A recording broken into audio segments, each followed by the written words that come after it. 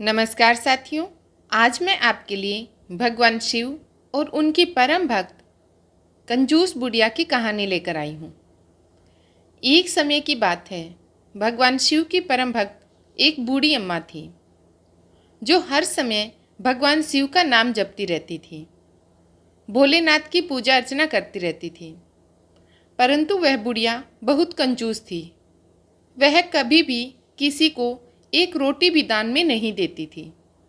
जब पड़ोसी उसे कहते कि बूढ़ी अम्मा किसी को कुछ दान भी दे दिया करो, तो वह कहती, भगवान शिव की इतनी बड़ी भक्त हूँ, हर समय भोलेनाथ का नाम जपती रहती हूँ, मुझे दान पुण्य करने की क्या ज़रूरत है, मुझे तो वैसे ही शिवलोक की प्राप्ति हो जाएगी। वह बुढ़िया यह नहीं जानती थी कि अन्न का दान सब चीज़ों में बड़ा दान है। एक दिन भगवान शिव ने सोचा कि इस बुढ़िया को लोगों ने बहुत समझाया, लेकिन इसने किसी की भी नहीं मानी। यह मेरी परम भक्त है, यदि मैंने इस पर कृपा नहीं की तो मेरे भक्तों का मुझ पर से विश्वास हट जाएगा। ऐसा सोचकर भगवान शिव ने एक भिखारी का रूप धारण किया और उस बुढ़िया के द्वार पर पहुंच गए। उससे भिक्षा मांगने लगी। बूढ़ी अम्मा बाहर आई और बोली, बाबा, अभी मेरे घर का सारा काम पड़ा है, बाद में आना। ऐसा कहकर वो अंदर चली गई। भिखारी के रूप में भोलेनाथ वहाँ से चले जाते हैं। थोड़ी देर बाद भगवान शिव फिर उसके द्वार पर आकर भिक्षा मांगते हैं। बूढ़ी अम्मा फिर कह देती है, अभी मैं घर का काम कर रही हूँ, बाद में आना। भगवान शिव फिर एक बार रात के समय उसके द्वार पर भिक्षा मांगने पहुँचे। अब बूढ़ी अम्मा ने उन्हें यह कहकर टाल दिया कि अभी मेरे पास खाने को कुछ भी नहीं बचा, जो कुछ था सब खत्म हो गया है, तुम बाद में आना। अब भगवान शिव सोचते हैं कि एक बार फिर कल कोशिश कर लूँगा। ऐसा सोचकर भोलेनाथ अगले दिन सुबह फिर उस बुढ़िया के द्वार पर पहुँचते हैं और भिक्षा मांगते हैं। माई, मुझे कुछ खाने को दे दो, मैं बहुत दिनों से भूखा हूँ, मुझ पर दया करो, ऊपर वाला आप पर दया करेगा। अब बुढ़िया को गुस्सा आ जाता है।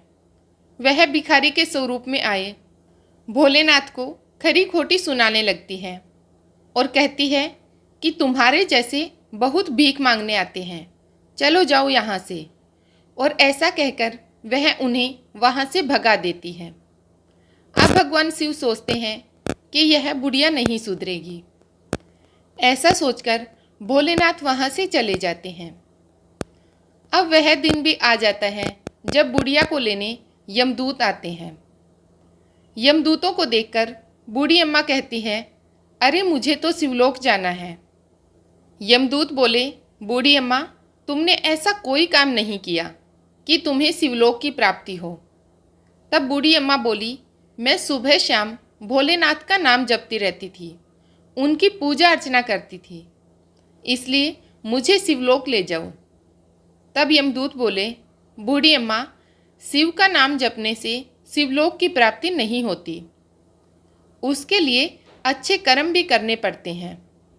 अब बूढ़ी अम्मा रोने लगती है और कहती है कि जहाँ ले जाना चाहते हो ले जाओ, लेकिन एक बार मुझे मेरे भोलेनाथ से मिलवा दो। तब यमदूत अम्मा को लेकर शिवलोक पहुँचे।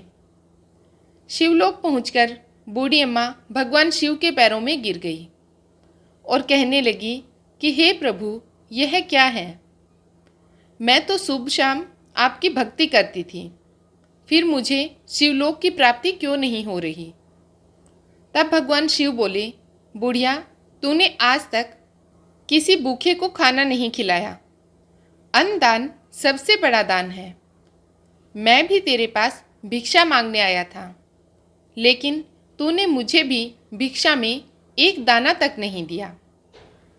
अब बूढ़ी अम्मा भोलेनाथ के सामने हाथ जोड़कर रोने लगती है कि हे प्रभु, मुझे क्षमा कर दीजिए। भगवान शिव उसे एक मौका देते हैं और कहते हैं कि बुढ़िया, तूने मेरी बहुत भक्ति करी है, इसलिए तुझे एक मौका दे रहा हूँ। तू धरती पर जा और जाकर जितने पुण्य कर सकती है कर ले, क्योंकि तेरे पास सिर्फ एक सप्ताह का समय होगा। वह बुढ़िया खुश हो जाती है और फिर वह अपने पुराने शरीर में समा जाती है। अब बुढ़िया के घर जो भी भिखारी आता, बुढ़िया उसे पूरी पकवान बनाकर खिलाती। रोज अच्छा भोजन बनाकर भिखारियों को बांट कर आती। एक सप्ताह में बुढ़िया ने खूब धर्म कर्म किया।